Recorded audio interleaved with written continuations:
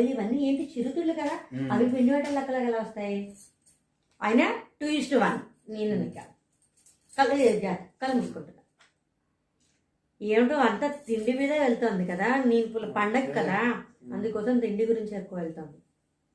ఇప్పుడు కొత్తగా ఏమన్నా చేద్దాం, ఇంక దీంతో ఆపేస్తాం, బోరు కొడుతుందేమో చూసే వాళ్ళకి నాకు తెలిసి. చూద్దాం, కామెంట్లో చెప్పండి ఇది మీకు నచ్చిందో లేదో. 20 క్వశ్చన్స్ నేను చూసాను, నాకైతే చేద్దాం అనిపించింది. సరే ఓకే, ఓపెన్ చేయి. చేయచ్చా? చూపించావా కెమెరా? చూపించాను. సరే, తినేదా? కాదు. జీవం ఉన్నదా?